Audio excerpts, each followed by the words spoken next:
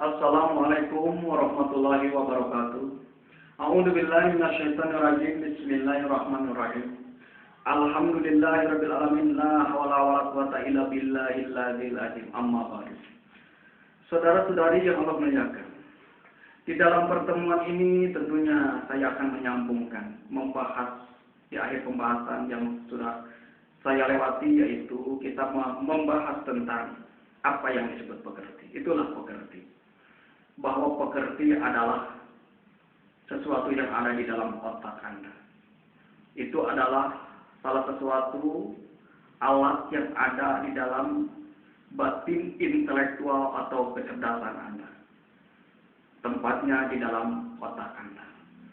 Saudara-saudari yang Allah muliakan, sebagaimana di dalam Al-Quran, di dalam surah Al-Anfal ayat 29, ya ayyuhalladzina amanu in tattaqullaha yaj'al lakum furqan wa yukaffir ankum sayi'atikum wa yaghfir lakum wallahu dzul fadlil azim. Saudara-saudari yang Allah muliakan, jika kamu,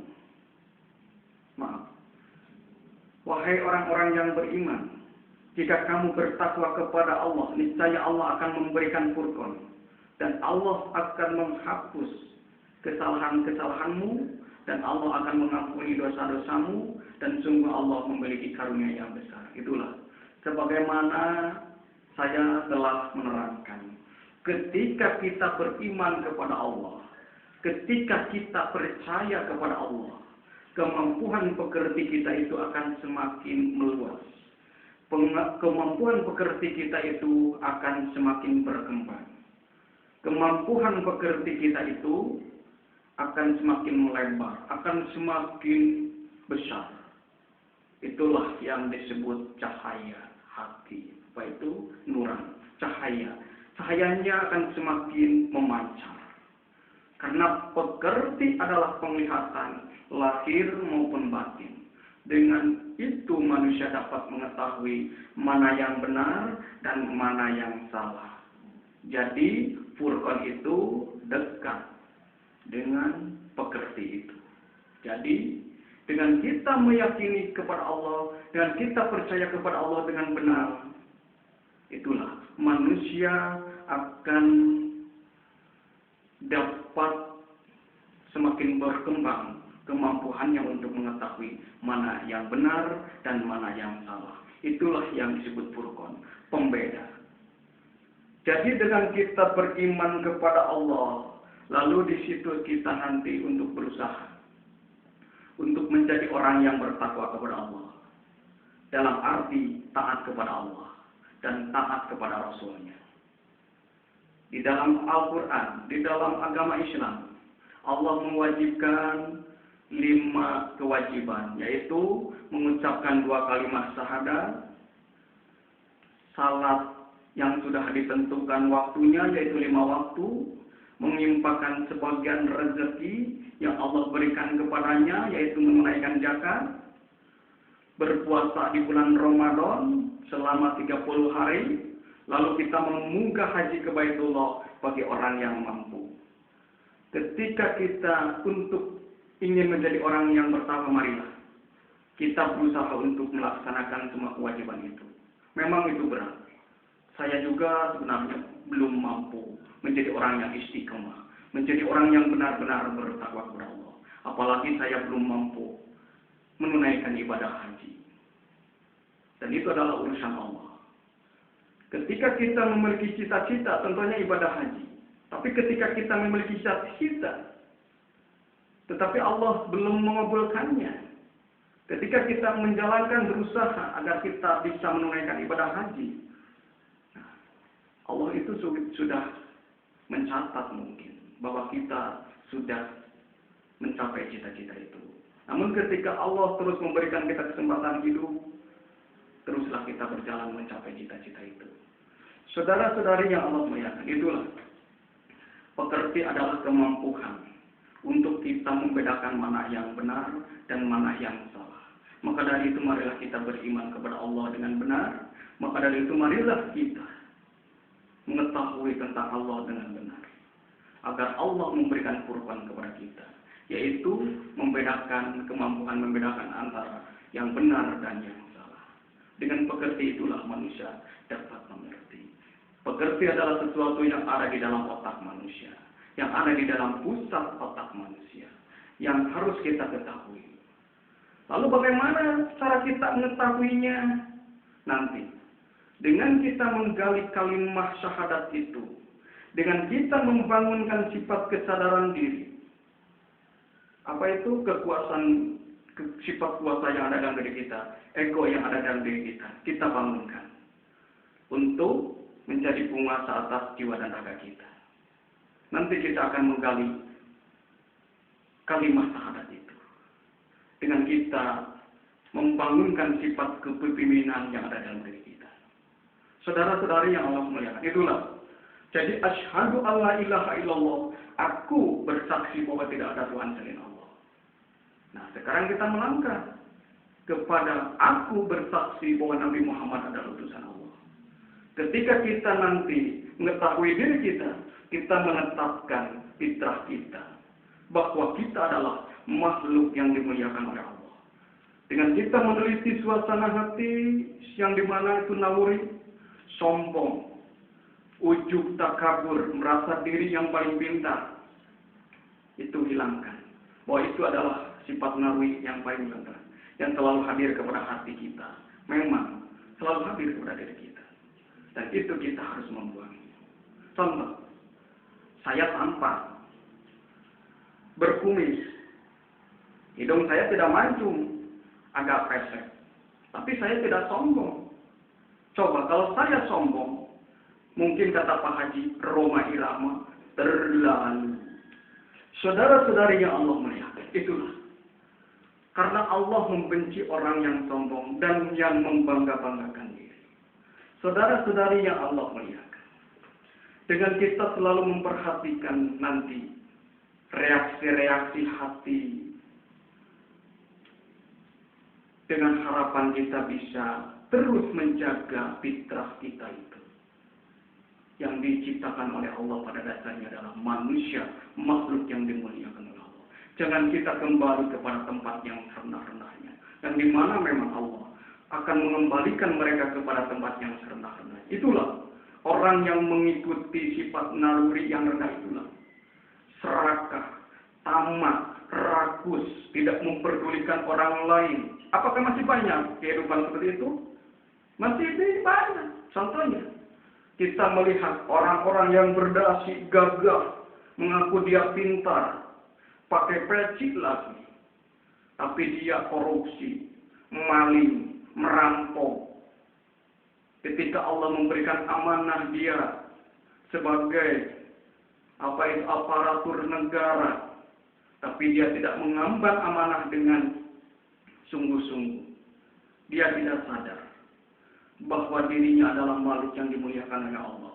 Dia tidak sadar bahwa makhluk yang disempurnakan oleh Allah tidak pantas dia hidup dalam kehidupan tahap yang pantas hanya diikuti oleh kehidupan orang-orang jahiliyah, orang-orang di zaman kebodohan yang sifatnya seperti binatang, hidupnya alami. Lain halnya dengan manusia. Ya Allah memberikan kecerdasan, gunakanlah kecerdasan Anda. Yang disebut batin intelektual atau kecerdasan yang ada dalam diri Anda. Mudah-mudahan Anda yang mengaku cerdas, mudah-mudahan kita bisa mengembalikannya kepada fitrah Allah. Saudara-saudari yang Allah muliakan, itulah tujuan saya. Dengan kita mengembangkan kesadaran diri, dengan kita mengembangkan kesadaran kepada Tuhan, agar kita bisa terus menjaga fitrah kita itu sebagai yang dimuliakan oleh Allah. Jangan kita sampai jatuh menjadi orang yang terhina di dunia. Sudah, jangan dipikirkan lagi di akhirat. Jadi, marilah kita dengan bertobat kepada Allah, mengucapkan 2 kalimat syahadat untuk menyadari diri perbuatan-perbuatan yang telah kita lalui. Marilah sekarang kita perbaiki diri dengan kita bertobat kepada Allah dengan tobat yang sebenar-benarnya. Barang siapa yang bertobat lalu dia melaksanakan amal kebajikan, maka dia bertobat kepada Allah dengan tobat yang sebenar-benarnya. Itulah tobat yang sebenar-benarnya. Dengan kita menyadari diri, terus berusaha kita untuk menetapkan di dalam fitrah Allah itu. Saudara-saudari yang Allah muliakan, dengan kita mengetahui sifat Rasul, itulah Rasul adalah cermin dan tauladan bagi kita. Inilah Al-Quran. Al-Quran adalah sifat Rasul ada di sini semuanya. Karena Allah mewahyukannya sebagai petunjuk di dalam kehidupan Rasulullah. Rasulullah cerdas, Rasulullah amanah, Rasulullah bijaksana, Rasulullah kuat, Rasulullah tangguh. Dengan kita menyadari diri, lalu kita membentuk diri, melatihnya, memiliki sifat juang, sebagaimana Rasulullah membentuk tentara Muslim, subhanallah. Tidak ada yang setara dengan Rasulullah, yaitu Nabi kita Nabi Muhammad SAW. Jadi dengan kita sadar diri, marilah kita mengikuti akhlak Rasulullah itu. Amanah, dapat dipercaya, akhlaknya mulia, subhanallah. Dengan kita mengingat Allah dan mengingat Rasulnya, insya Allah. Itu adalah kunci. Kunci untuk kita membentuk diri. Jangan sampai lupa. Ketika kita memiliki cita-cita, ini adalah kunci. Kunci kita untuk mengejar cita-cita. Karena di dalam segala hal sesuatu pun ada kuncinya. Contohnya, kita membentuk kebiasaan, kuncinya apa? Apa tuh? Kita membentuk karakter, kuncinya apa? Kebiasaan. Kata kebiasaan, itulah. Dengan kita menerapkan kebiasaan yang baik, lalu membuang kebiasaan yang buruk, itulah kuncinya adalah kebiasaan. Di situ memang memerlukan perjuangan untuk menerapkan kebiasaan. Tanamlah kebiasaan, petiklah watak atau karakter, tanamlah karakter, petiklah takdir. Ketika kita sudah memiliki karakter yang baik, insya Allah, takdirnya pun akan baik. Nah, sekarang kita menyebutkan tentang kunci untuk mengejar cita-cita. Inilah kuncinya, ada di dalam Al-Quran. Surah Taha ayat 115.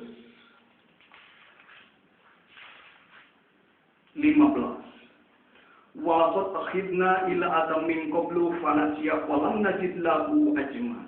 Dan sungguh telah kami pesankan kepada Adam dahulu, tetapi dia lupa. Dan kami tidak dapati kemauan yang kuat padanya. Itulah.